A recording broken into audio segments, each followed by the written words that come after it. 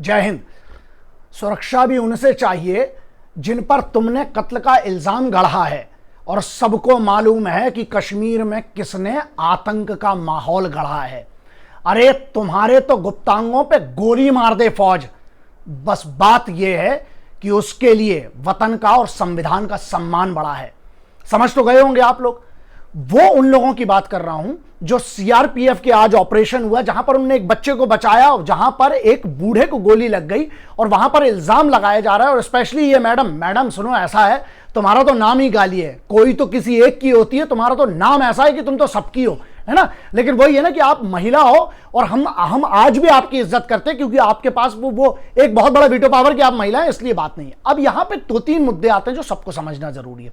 मुद्दा नंबर 1 आता है, ये जो डिबेट्स में जो लोग बैठते हैं, आप लोग इनसे आशा ज्यादा मत करो। जो ये कहते हैं कि आतंकवादी उनको मासूम दिखता है, जो आतंकवादी के हितैषी हैं, 2 टाइप की है इसकी कैटेगरी। एक वो हिंदी वाला जो है, जो हिंदी में वक्ता है, और दूसरा कौन है, वो जो अंग्रेजी में। ये बहुत खतरनाक हैं, कुछ अंग्रेजी लेवल के जो आतंकवादी हैं, ठीक है। दूसरा इसमें एक पॉइंट ये आता है कि इनसे हम आशा ही क्यों करते हैं। मेरे लिए जो भी आदमी आतंकवादी को मासूम बताता है वो भांड है, चुरकट है, चिंधी चोर है, ठीक है। और इनकी जो हाईएस्ट कैटेगरी होती है वो होती है चिंधी चोर है साले ये, ठीक है। अब भाषा वो चाहे कोई भी बोले, बड़ा पॉलिश्ड बोले, चाहे कुछ भी बोले।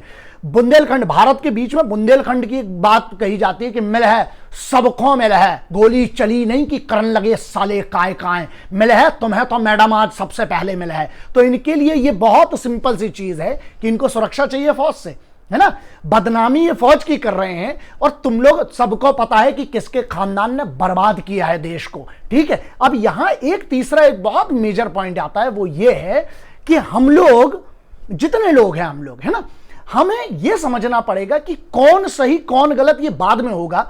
लेकिन इनके ये कौन से सूत्र है मैडम, मतलब तुम्हारे हिसाब से जो मैडम कह रही हैं और जो ये साले भांड लोग हैं, जो चुरकट हैं, जो चिंधी चोर आतंकवादियों को समर्थन करते हैं, वो ये कह रहे हैं उनकी कहानी के हिसाब से ये हुआ कि सीआरपीएफ वाले तो निकले होंगे और आतंकवादियों ने उनको देखा और सीआरपीएफ वालों को कहा, अरे जीजा जी आप कहां जा रहे हैं, आइए हम आपका स्वागत करते हैं फूलों से, और आपका स्वागत हम करेंगे पान पराग से। लेकिन सीआरपीएफ को बुरा लग गया, सीआरपीएफ ने बोला नहीं ऐसे कैसे होगा, उनने गोली चला दी और उसमें सिविलियन मार दिया। अबे किस टाइप के हो तुम लोग, बच के रहना इन हरामखोरों से। इनको तो सालों को कहीं पावर मिल जाए तो ये तो राष्ट्रीय पुरस्कार और राष्ट्रीय सम्मान की मांग कर लें टेररिस्ट लोगों के लिए।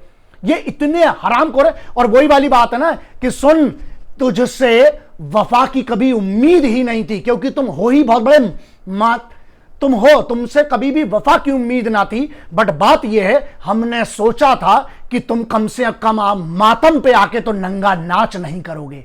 यही गलत फहमी थी हम लोगों की। लेकिन तुम लोग को ना देश के माहौल से मतलब है, तुम मोराल को जो करते हो। फौज यार तुम्हें क्या समझ में नहीं आता। अच्छा, तुम्हारे सूत्र जितने हैं, तुम्हारे सूत्रों के हिसाब से कौन से सूत्र है तुम उधर पे, ठीक है। तो मैडम एक काम करो, ये जो कॉमेडी की स्क्रिप्ट लिख रहे हो ना तुम लोग, और तुम्हारा पूरा खानदान और जो भी लोग हैं, तुम लोग एक काम करो, यहां पे आके स्क्रिप्ट लिखो बे।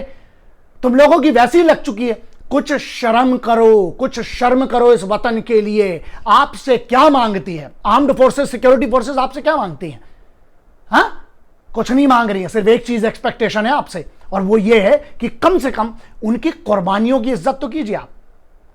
और यस, अगर वहां पर गोली गलती से, अच्छा, जब सिविलियन को बचाते बचाते फौजियों को गोली पड़ जाती है, तब आपका आंदोलन कभी नहीं होता है। तब तुम लोग ट्विटर पे नहीं आते हो बे। तब तुम्हारी अम्मा मर जाती है, उस दिन तुम्हारी मां की शादी हो रही होती है ना, तब क्यों नहीं आते हैं? और दूसरा देखो यार, बहुत सीधी सी बात है, कुत्ता जो होता है ना, वो आईने में देख के, कुत्ते के बारे में नहीं बोलूंगा, बहुत वफादार होता है यार। एक तुम लोगों को सलाह है कि अगर कुत्ता पाला हो तो ठीक है, नहीं है ना तो कुत्ते से एक चीज सीखो सालों, उस जानवर से सीखने वाली बात है वफादारी। वो अपने मालिक से वफादार होता है। तुम इस वतन के वफादार नहीं हो, तुम इधर की खाते हो। इसमें बहुत सारी चीजें, मैं बहुत कुछ बोल सकता हूं, लेकिन मैं अपना संयम नहीं खोना चाहता हूं इस बात के लिए। लेकिन आपको यह कहता हूं कि आपसे सिर्फ एक गुजारिश है कि आप वक्त निकालिए और कभी खुद मर जाइए साले, क्योंकि तुमसे बड़ा कोई बोझ नहीं है इस हिंदुस्तान में। जो भी व्यक्ति आतंकवादियों का समर्थन करता है, चाहे वो किसी भी पार्टी को, चाहे भी किसी भी दल का हो, चाहे वो किसी भी भाषा में, अंग्रेजी में बोले, हिंदी में बोले, मेरे लिए वो बहुत बड़ा चमनचू है और बहुत बड़ा हरामखोर है। और मैं मांग करता हूं, मुझे तो लगता है, बनी बात है, होगा नहीं होगा बात अलग है, लेकिन हमारे देश में ना एक एंटी चमनचू लॉ और एंटी ये जो बैठे हुए हैं चिंधी चोर लॉ बनना चाहिए। इसके अंतर्गत जो भी भारत की एकता, अखंडता और सिक्योरिटी फोर्सेस के मोराल को तोड़े और इनके गलत इल्जाम लगाए, और जैसे ही साबित होता है इन लोगों को ना कहां गोली पड़ना चाहिए वो आप लोग बहुत अच्छे से जानते हैं। लेकिन एक मुद्दा तो है, अगली बार याद रखना कि कौन वतन के साथ था और कौन बुरे वक्त में, जब मौतें हो रही हैं, जब लोग मर रहे हैं, जब इतना बुरा वक्त है कोरोना का, उस समय भी राजनीति कर रहा था। यह ध्यान रखना, ठीक है। जय हिंद।